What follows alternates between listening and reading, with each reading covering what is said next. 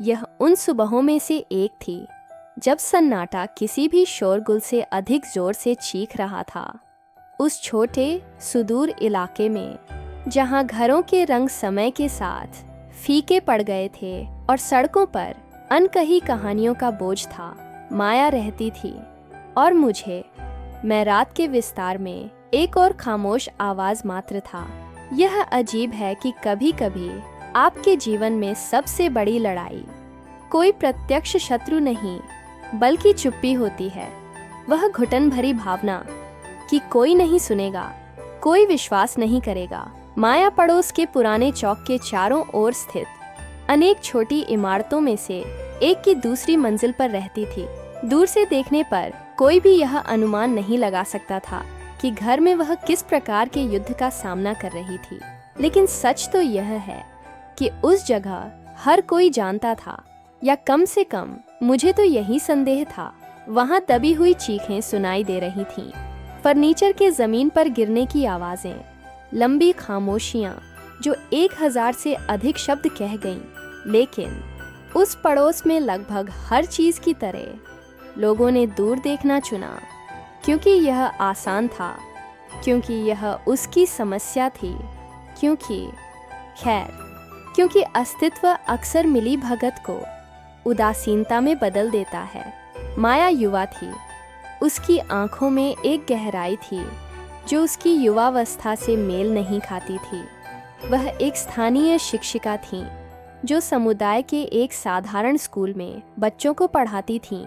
वह ऐसे व्यक्ति की तरह थे जो उस दुनिया को बदलने का सपना देखता है जिसे उठाना बहुत भारी लगता है, लेकिन घर के अंदर दूसरों को दिखाने वाली उनकी आशा भरी निगाहें फीकी पड़ गईं।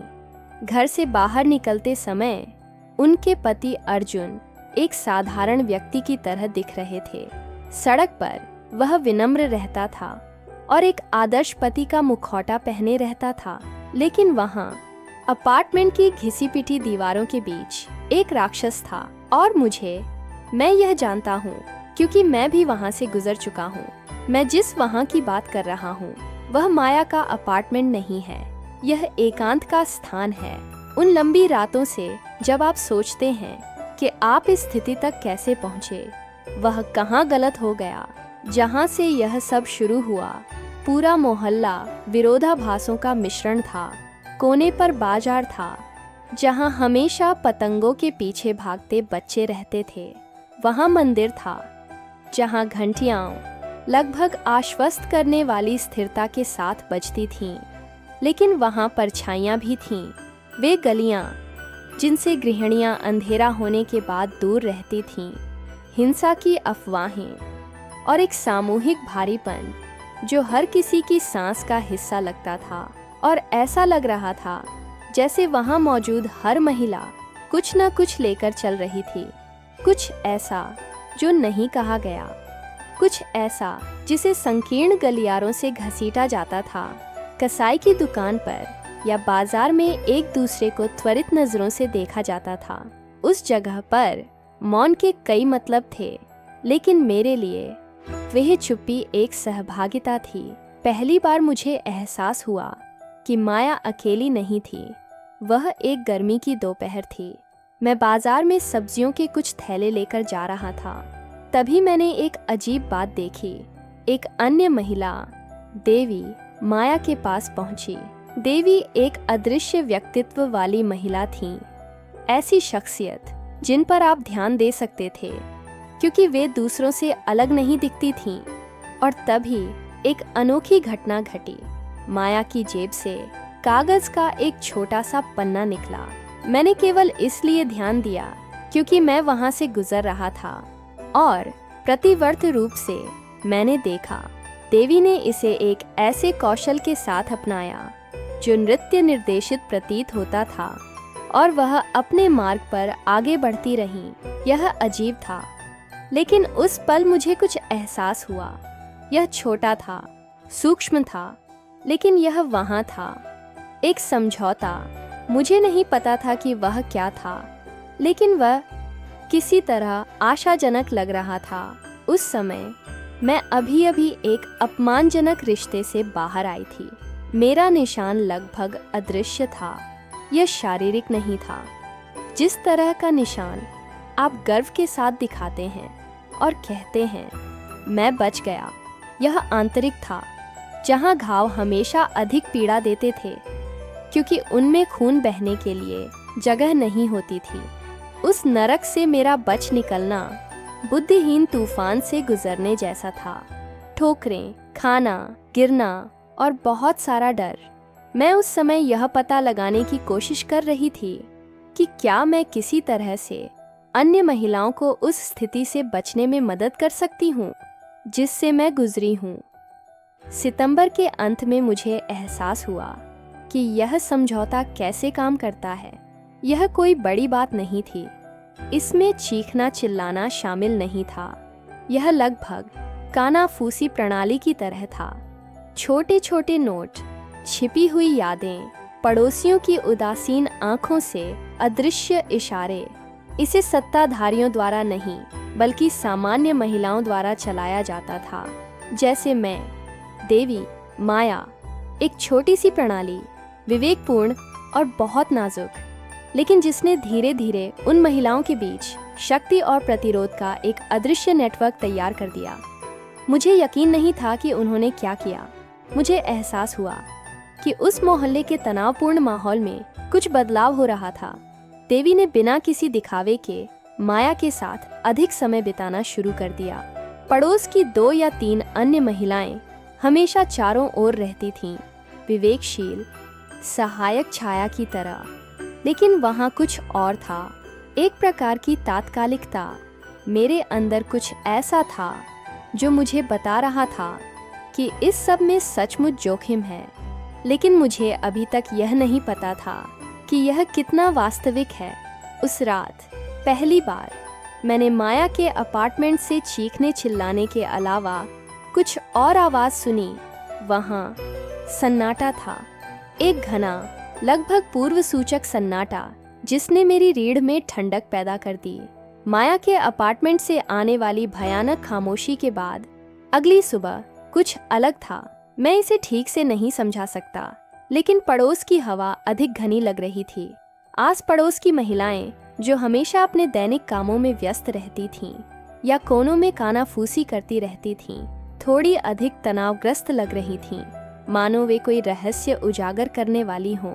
जब मैं उस छोटे से स्कूल में जहां माया काम करती थी कुछ दान देने जा रहा था तो मैंने कुछ अजीब बात देखी।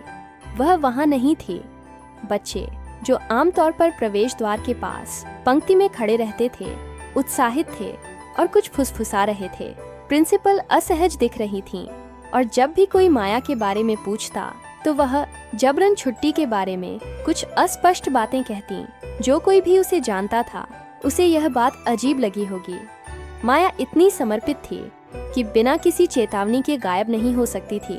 कुछ गड़बड़ थी, लेकिन बात सिर्फ इतनी ही नहीं थी। देवी, जो हमेशा माया के रास्ते में आती थी, वह भी अलग थी। वह अधिकतर समय घर के अंदर ही बिताते थे, कभी कभार ही बाहर जाते थे, और जब बाहर जाते थे तो उनके कदम तेज होते थे तथा उनकी आंखें लगातार आसपास के वातावरण पर नजर रखती थीं। ऐसा लग रहा था जैसे वह किसी चीज या किसी का इंतजार कर रहा था। पड़ोस में तनाव का असर उस पर भी पड़ने लगा और अनजाने में ही मैंने पाया कि मैं लोगों पर अधिक नजर रखने लगी हूँ। देवी, मुख्यतः संयोग से या भाग्य से, मैं नहीं कह सकता कि क्या। उस दिन जब मैं बाजार के पीछे से गुजर रहा था तो मैंने देवी और एक अन्य महिला के बीच फुसफुसाती हुई बातचीत सुनी। वे एक छोटी सी दीवार के पास खड़े थे जो दूसरों की सीधी नजर से छिपी हुई थी। देवी ने दृढ़ता से किंतु संकोच पूर्वक कहा, हम अब और इंतजार नहीं कर सकते। अगर हम हिचकिचाएंगे तो यह उसका या उसका होगा। वह या वह से उसका क्या मतलब था? मेरे अंदर कुछ ऐसा था जो यह तय कर रहा था कि मुझे इसका पता लगाना चाहिए। यह महज जिज्ञासा नहीं थी, यह जिम्मेदारी की भावना थी, क्योंकि आप जानते हैं, जो भी वहां से गुजरा है, जिसने भी अपने सीने के अंदर उन चीखों को महसूस किया है या अंतहीन रातों का बोझ उठाया है, वह जानता है कि जो अन्य महिलाएं पीड़ित हैं, वे सिर्फ अन्य नहीं हैं, यह आप ही हैं। दूसरे जीवन में वे आपके अपने दर्द का प्रतिबिंब हैं और इसे नजरअंदाज करना कम से कम मेरी अंतरात्मा के खिलाफ अपराध होगा। वह रात मैंने बेचैनी में बिताई। मैं अपार्टमेंट के चारों ओर घूमता रहा, खिड़की से बाहर अपने आसपास के अपार्टमेंटों को देखा और दूर से मैंने माया की बिल्डिंग में टिमटिमाती लाइटें देखीं। सबसे पहले यह एक छोटी सी बिजली कटौती थी जो क्षणिक थी, फिर एक क्षण के लिए अंधकार छा गया। जब वह वापस लौटा तो मैंने उसकी खिड़की में एक छाया देखी, एक आकृति जो स्थिर लग रही थी। मेरा दिल तेजी से धड़कने लगा। यह एक शगुन, एक चेतावनी की तरह था जिसे मैं नजरअंदाज नहीं कर सकता था। अगले दिन मैं इसे और सहन नहीं कर सका। मुझे पता था कि पड़ोस की महिलाएं कुछ करने की योजना बना रही हैं। मुझे पता था कि इसमें खतरा है, लेकिन इसमें शामिल होने से पहले मुझे पुष्टि करनी जरूरी थी। मैं शाम होने तक इंतजार करता रहा और उस छोटे से बाजार में चला गया जहां देवी अक्सर होती थीं। इस बार देखने के लिए नहीं, बल्कि बात करने के लिए। यह ऐसा कुछ नहीं था जिसे मैं अक्सर करने की योजना बनाता था।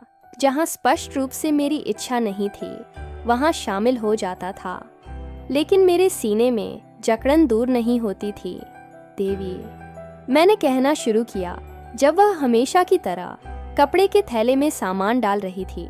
उसकी नज़र धीरे धीरे मेरी ओर उठी और मुझे एहसास हुआ कि वह ठीक से जानती थी कि मैं वहाँ क्यों था, क्या हो रहा है। उसने तुरंत कोई प्रतिक्रिया नहीं दी। देवी ऐसी व्यक्ति थी जो हर शब्द को नापना जानती थी, मानो वह प्रत्येक वाक्य का भार किसी रहस्य की तरह अपने पास रखती हो। अंततः उसने शांति से उत्तर दिया, तुमने उससे अधिक देख लिया जो तुम्हें देखना चाहिए था, है ना? इससे यह बात पुष्ट हो गई जो मैं पहले से ही जानता था। कुछ तो चल रहा था। उसके हाथ कांप रहे थे, लेकिन उसकी आंखों में दृढ़ संकल्प झलक रहा था। अंततः एक गहरी सांस लेकर उसने मुझे बताया, लेकिन एक सोची समझी शैली में, हम सिर्फ माया की मदद करने की कोशिश नहीं कर रहे हैं, हम उसे बचाने की कोशिश कर रहे हैं।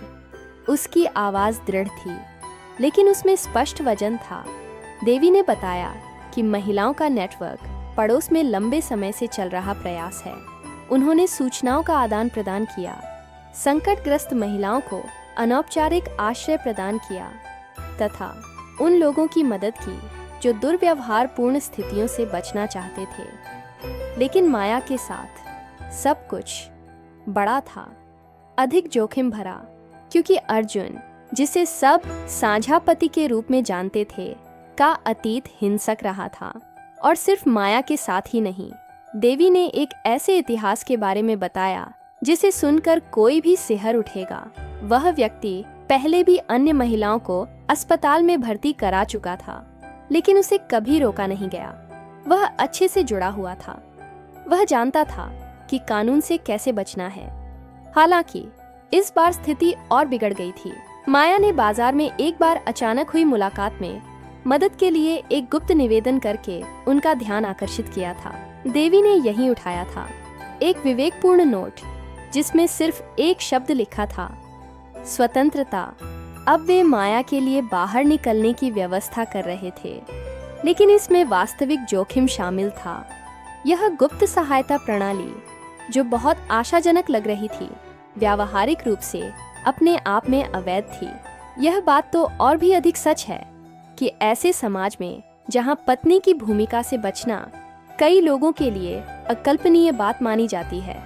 देवी ने मुझे बताया कि वे माया को पड़ोस से बाहर एक सुरक्षित स्थान पर ले जाने की योजना बना रहे थे, लेकिन अर्जुन को संदेह था। वह जानता है। देवी ने अपनी निगाहें सख्त करते हुए कहा, उसे ऐसा महसूस होता है, और जब उसे एहसास होता है कि वह नियंत्रण खो रहा है, तो हालात और बदतर हो जाते हैं। उस दोपहर मुझे अपनी अपेक्षा से कहीं अधिक जानकारी मिली। मुझे पता चला कि मेरी तरह वे महिलाएं भी कमजोर नहीं थीं। यहाँ तक कि मौन में भी, यहाँ तक कि निरंतर भय में भी वे प्रतिक्रिया कर रहे थे। उन्हें यकीन नहीं था कि योजना कामयाब होगी या नहीं, लेकिन वे सब कुछ जोखिम में डालने को तैयार थे। लेकिन वहाँ एक बड़ी समस्या थी। जो किसी भी एकजुटता नेटवर्क से भी बड़ी थी। अर्जुन मूर्ख नहीं था। उसके हाल के व्यवहार से पता चला कि वह जानता था कि माया कुछ करने की योजना बना रही है। वह अधिक आक्रामक था, अधिक व्याकुल। देवी ने मुझे चेताया कि मैं इसमें ज्यादा न उलझूं, लेकिन तब तक बहुत देर हो चुकी थी, क्योंकि अंदर ही अंदर मुझे पता था कि आगे क्या होने वाला है, और मुझे पता था कि यह आसान या सहज नहीं होगा। उस रात माया ने संकेत दिया। उसने नीला रूमाल खिड़की में छोड़ दिया, वही रूमाल जिसे वे यह संकेत देने के लिए इस्तेमाल करने पर सहमत हुए थे कि वह जाने के लिए तैयार है। समस्या क्या है? अर्जुन घर पर था, और दूर से जो शोर मैंने सुना उससे भी उसे पता चल गया कि कुछ होने वाला है। अपार्टमेंट में फिर से सन्नाटा छा गया था, लेकिन इस बार मुझे पता था कि यह सन्नाटा एक टाइम बम की तरह था। महिलाओं के नेटवर्क को पता था कि यह रात निर्णायक होगी, लेकिन आगे क्या होगा इसके लिए कोई भी तैयार नहीं था। रात एक भारी कंबल की तरह पड़ोस पर छा गई, जो सुरक्षा देने के बजाय दम घोंटती है। घने बादलों से भरा आकाश हम सभी की भावनाओं को प्रतिबिंबित कर रहा था। एक स्पष्ट तनाव, मानो ब्रह्मांड स्वयं किसी दुखद घटना की प्रतीक्षा कर रहा हो। घर वापस आने पर माया के अपार्टमेंट की लाइटें बंद थीं। सिवाय रसोई से आने वाली हल्की रोशनी के, नीला दुपट्टा अभी भी खिड़की पर लटका हुआ था, और अकेले यही बात बहुत कुछ कह रही थी। उन्होंने कहा कि यह एक संकेत था, लेकिन मुझे तो यह मदद के लिए दबी हुई पुकार जैसा लग रहा था। जैसे ही आस पड़ोस में घूम रहे कुछ लोग पीछे हटे, मेरे अंदर कुछ ऐसा था जो मुझे ऐसा न करने के लिए प्रेरित कर रहा था। उस रात आराम करना लगभग ऐसा होगा जैसे कि मैं अपनी आंखें बंद करके अपने चारों ओर बढ़ती आग को देख रहा हूँ। देवी और अन्य महिलाओं ने खुद को संगठित कर लिया था। माया को घर से बाहर निकालने की योजना में प्रत्येक की अपनी भूमिका थी। यह लगभग सैन्य आंदोलन था, लेकिन बिना हथियारों और बिना बल के, बस साहस और एक डर जिसे उन्होंने छुपाने की कोशिश की। रात करीब 9 बजे मैंने अपने अपार्टमेंट के दरवाजे पर 3 बार दस्तक सुनी। जब मैंने उसे खोला तो मुझे देवी दिखाई दी। वह वैसी विवेकशील महिला नहीं लग रही थी जैसी मैंने बाजार में देखी थी। वह अब अलग दिख रही थी, अधिक कमजोर। फिर भी उसके अंदर एक दृढ़ संकल्प था जो हताशा की सीमा पर था। हमें आपकी जरूरत है, इससे काम और तेज हो जाएगा, ऐसा उन्होंने कहा। मैं एक पल के लिए झिझका, लेकिन सच तो यह है कि उसके बोलना खत्म करने से पहले ही मैं अपना कोट उठाकर जाने के लिए तैयार हो चुका था। उसने उसका उल्लेख किया, वह मेरी छोटी कार थी, एक पुरानी, शोर करने वाली, खराब मॉडल। लेकिन उस रात यह एक बहुमूल्य संसाधन था, बच निकलने का एक साधन। देवी जानती थी कि मैं पहले भी ऐसी ही स्थिति से गुजर चुकी हूँ। उन्हें पता था कि मैं जोखिम को, स्थिति की गंभीरता को समझूंगी, और उससे भी अधिक उन्हें पता था कि मैं नहीं कहूंगी। योजना अपनी सरलता में जटिल थी। मैं माया को पड़ोस से बाहर ले जाऊंगा और उसे एक गुप्त आश्रय में छोड़ दूंगा, जिसे महिलाओं का एक बड़ा नेटवर्क चला रहा है। समस्या यह थी कि योजना का कोई भी चरण गलत नहीं हो सकता था। सब कुछ एक कड़े कार्यक्रम के तहत योजनाबद्ध किया गया था। देवी और एक अन्य महिला अर्जुन का ध्यान भटकाएंगी, जबकि एक अन्य पड़ोसी कुमारी माया को इमारत के साइड दरवाजे से भागने में मदद करेंगी। मैं कार को न्यूट्रल में रखकर इंतजार कर रहा था ताकि हम जल्दी से निकल सकें। कागज पर तो यह सरल लग रहा था, लेकिन जो कहानियां केवल कागज पर रहती हैं, उनमें कभी राक्षस शामिल नहीं होते। जब मैं तय स्थान पर पहुंचा तो मैंने दूर से कुमारी को देखा। वह माया की इमारत के पास एक पेड़ की छाया में छिपी हुई एक मूर्ति की तरह लग रही थी। मैंने उसकी निगाह का अनुसरण किया और अर्जुन के पास पहुंचा। वह इमारत के गेट पर खड़ा होकर धूम्रपान कर रहा था और सड़क की ओर ऐसे देख रहा था जैसे किसी का इंतजार कर रहा हो। उसकी मुद्रा व्यवस्थित, ठंडी, किसी शिकारी जैसी थी। वह जानता था कि कुछ तो होने वाला है, और इससे भी बुरी बात यह थी कि वह सब कुछ बर्बाद करने की आशंका में आनंदित लग रहा था। देवी और एक अन्य महिला सीता ने उनका ध्यान भटकाने की कोशिश की। देवी ने एक हाथ में खाने की चीज से भरा एक छोटा सा थैला पकड़ा हुआ था और वह विनम्र स्वर में कुछ सामान्य प्रश्न पूछ रही थी। सीता पास ही खड़ी थीं। उनके होठों पर तनावपूर्ण मुस्कान थी जो इस नाटकीयता को दर्शा रही थी कि वे केवल संयोगवश वहां थे, लेकिन कोई भी आश्वस्त नहीं था। विशेषकर अर्जुन तो कतई नहीं। हर पल उसकी आंखें सिकुड़ती जा रही थीं, मानो वह बोर्ड पर टुकड़ों का विश्लेषण कर रहा हो और उसके लिए हर टुकड़ा एक संभावित दुश्मन था। तभी सब कुछ बिखरने लगा। कुमारी ने मेरी ओर देखा। उसकी चिंतित निगाहें मानो पुष्टि की भीख मांग रही थीं। मैंने सिर हिलाकर स्पष्ट कर दिया कि मैं तैयार हूँ। ठीक उसी समय मैंने इमारत के अंधेरे गलियारे में एक आकृति उभरती देखी। वह माया थी। उसके हल्के तेज कदमों से यह स्पष्ट हो रहा था कि वह जानती थी कि उसके पास भागने के लिए मात्र कुछ सेकंड ही बचे हैं। मेरा दिल एक बेसुरे ढोल की तरह धड़कने लगा। मैं उसकी ध्वनि को अपने सीने के अंदर गूंजता हुआ महसूस कर सकता था। जैसे ही माया दरवाजे के पास पहुंची, मैंने अर्जुन की ओर देखा। वह अभी भी विचलित था, या ऐसा प्रतीत हो रहा था, लेकिन फिर वह पलट गया। मैं यह नहीं बता सकता कि क्या यह माया के कदमों की ध्वनि थी जिसने उसे सचेत किया। क्या देवी या सीता के बारे में कुछ ऐसा था जो बहुत अधिक तनाव दर्शाता था, या क्या उस आदमी के भीतर कोई बीमार प्रवृत्ति थी जिसके कारण उसे यह आभास हो जाता था कि उसका शिकार भाग रहा है। मैं केवल इतना जानता हूँ कि एक सेकंड से दूसरे सेकंड तक वह गति में था। वह गेट से बाहर निकला, अपनी सिगरेट जमीन पर फेंकी और तेजी से भवन की ओर चल दिया। देवी और सीता की ओर जरा भी ध्यान दिए बिना सीधे उनके पास से निकल गया। उसकी नजरें अब बगल के दरवाजे पर टिकी थीं। मैंने नहीं सोचा था, मेरे पास इसके लिए समय नहीं था। मैंने कार का दरवाजा खोला, इंजन चालू छोड़ा और कुमारी को पकड़ने की कोशिश में थोड़ा लड़खड़ाते हुए भागा। वह दरवाजे के पास खड़ी होकर माया को जल्दी से खींचने की कोशिश कर रही थी, लेकिन अर्जुन के कदमों की आहट ने उन दोनों को एक पल के लिए रोक दिया। दुनिया की सारी कल्पनाएं और योजनाएं आपको उस समय के लिए तैयार नहीं कर सकती जब वास्तविक खतरा आपकी ओर आ रहा हो। जाना, मैंने पूरी ताकत से चिल्लाया। यह क्षण भर के पक्षाघात को तोड़ने के लिए पर्याप्त था। माया मेरी ओर दौड़ी। उसकी आंखें किसी भयभीत बच्चे की तरह बड़ी हो गई थीं। वह बहुत तेज गति से कार में बैठ गया और मुझे कार की गति बढ़ाने से पहले दरवाजा बंद करने का भी समय नहीं मिला।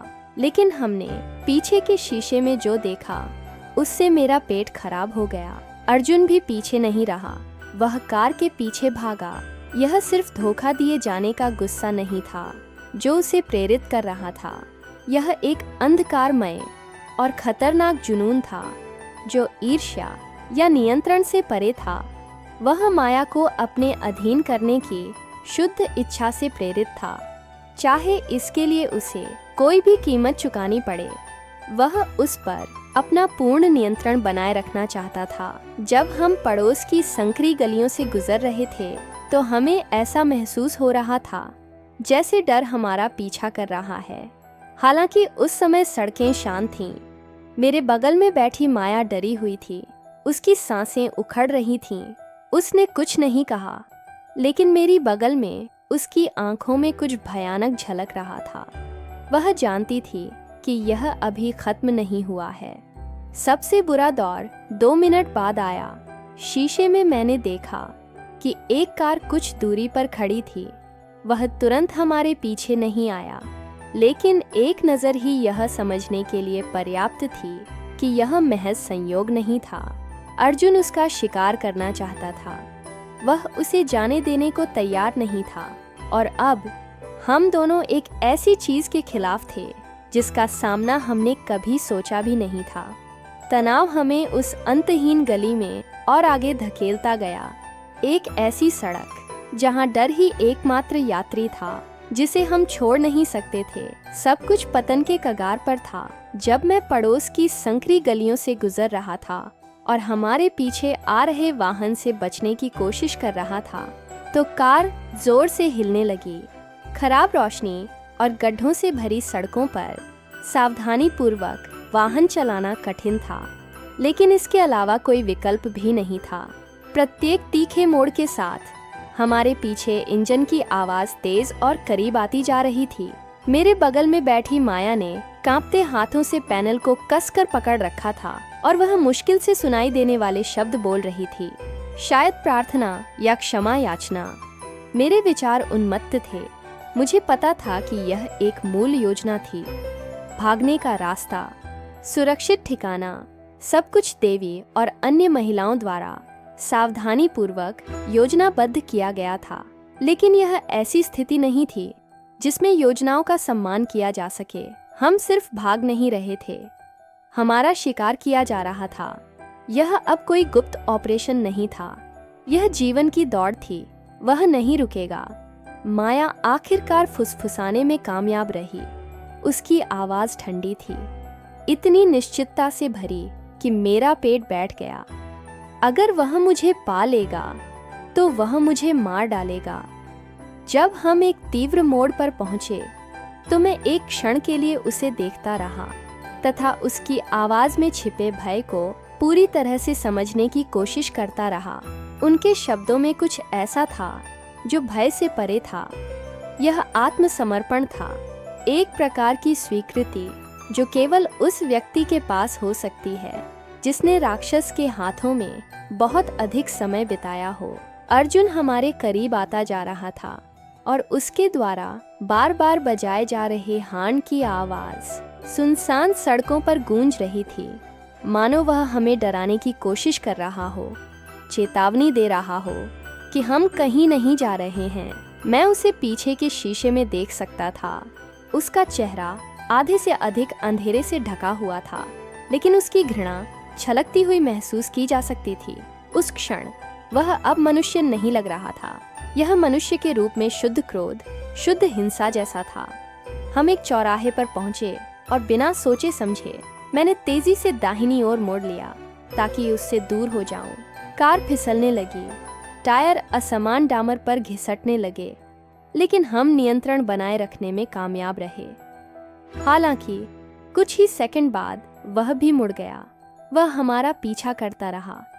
कोई रास्ता तो होगा ही, मैंने अपने आप से कहा, स्टीयरिंग व्हील पर अपने हाथों को पसीना पसीना महसूस करते हुए। उसी समय माया ने अपना सिर साइड मिरर की ओर घुमाया और उखड़ी हुई सांस के साथ फुसफुसाया, वह जानता है कि हम कहाँ हैं। वह हमेशा जानता है।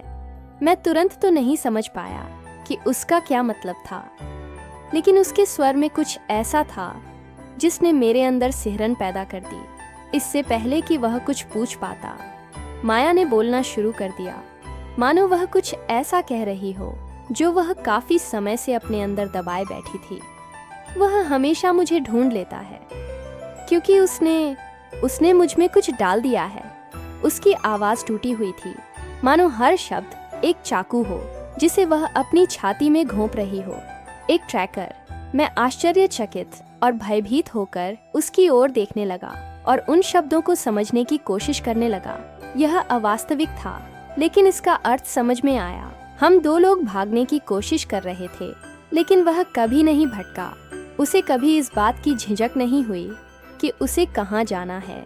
ऐसा लगता था जैसे उसे हमेशा पता रहता था कि हम कहाँ हैं। माया ने बड़ी मुश्किल से निगला। उसकी आंखों में आंसू भर आए। उन्होंने इसे कुछ महीने पहले प्रत्यारोपित किया था। उन्होंने कहा था कि यह मेरी सुरक्षा के लिए है। उसने एक सूखी कड़वी हंसी निकाली जो सिसकी जैसी थी, लेकिन यह इसीलिए था, इसलिए मैं उसे कभी नहीं छोड़ सकती, कभी नहीं भाग सकती। मेरा खून ठंडा हो गया। यह सिर्फ मनोवैज्ञानिक नियंत्रण या शारीरिक हिंसा नहीं थी, यह तो और भी बदतर बात थी।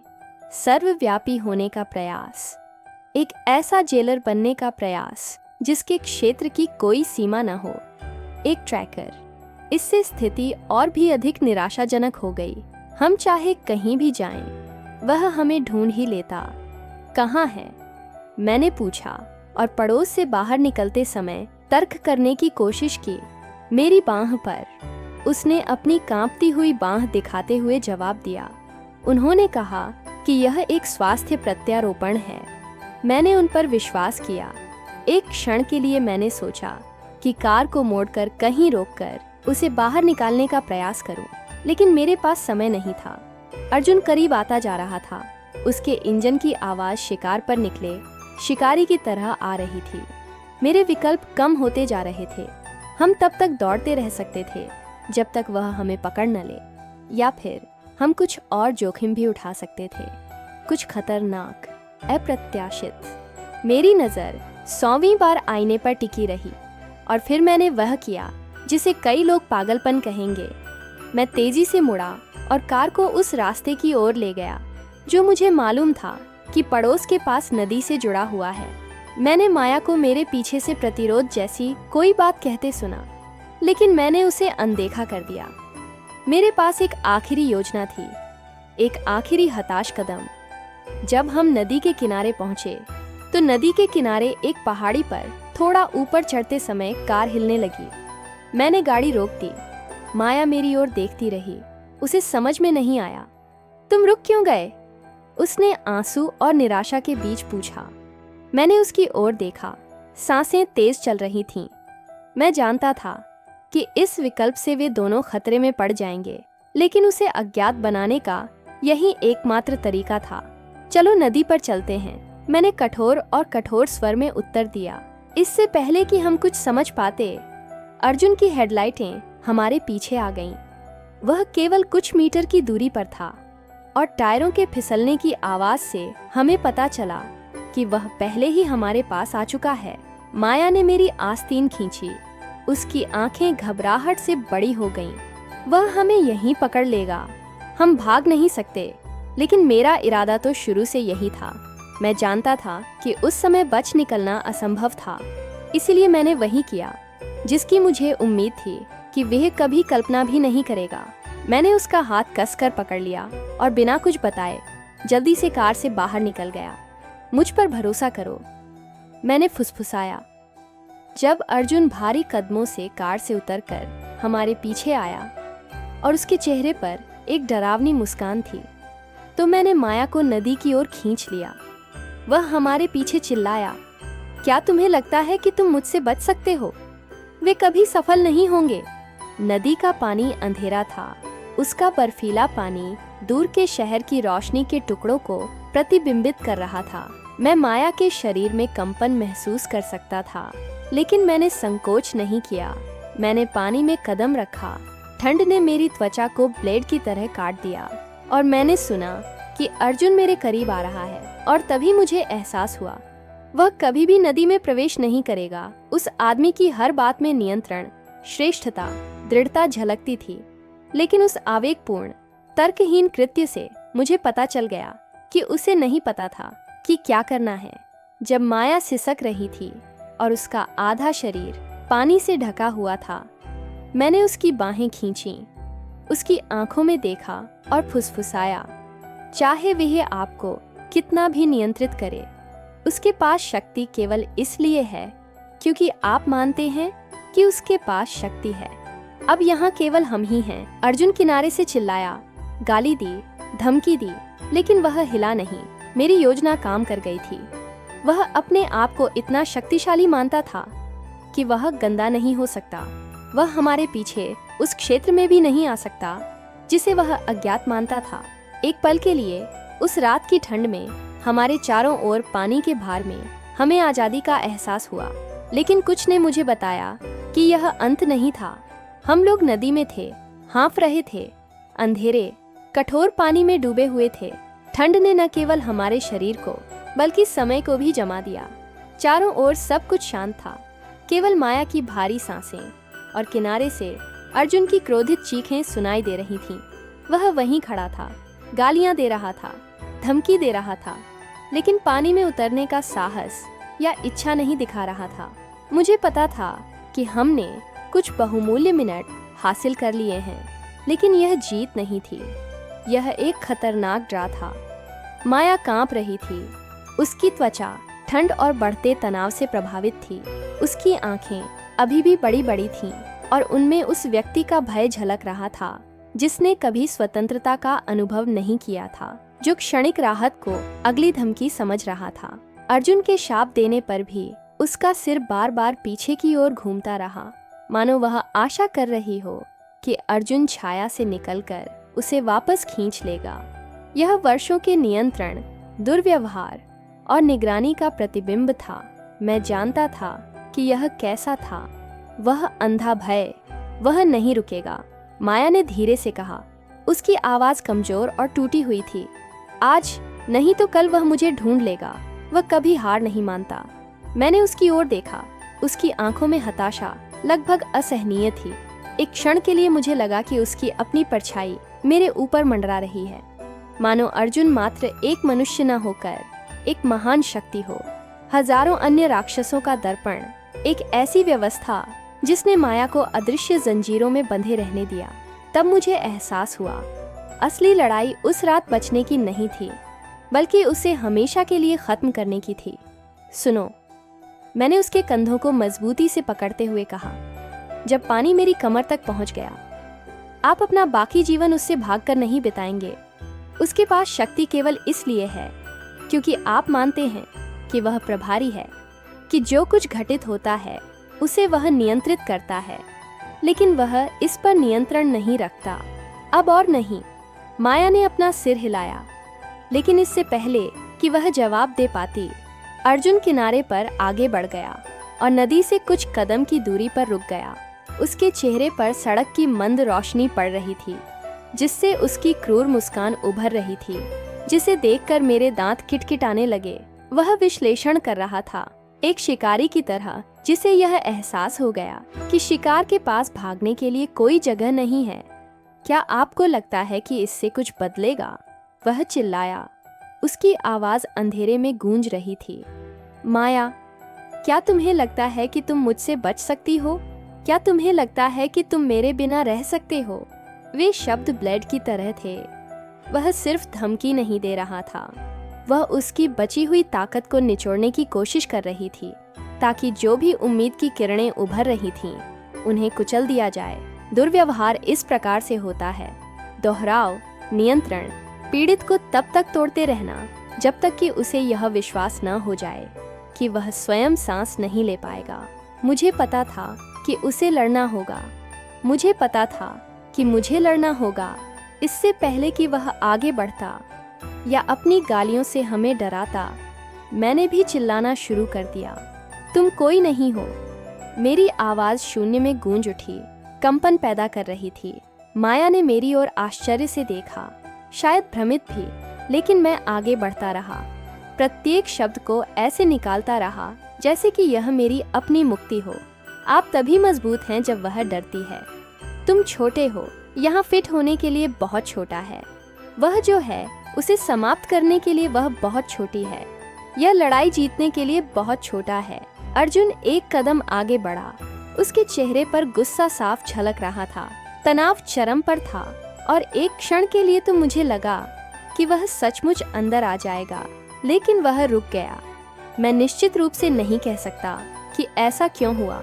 शायद खुद को उजागर करने के डर से, शायद पानी पार करने में आलस्य के कारण, या शायद इसलिए कि वह गहराई से जानता था कि अगर वह अपने द्वारा लिखी गई पुस्तिका से भटक गया तो वह नियंत्रण खो देगा। तभी मैंने कुछ सुना।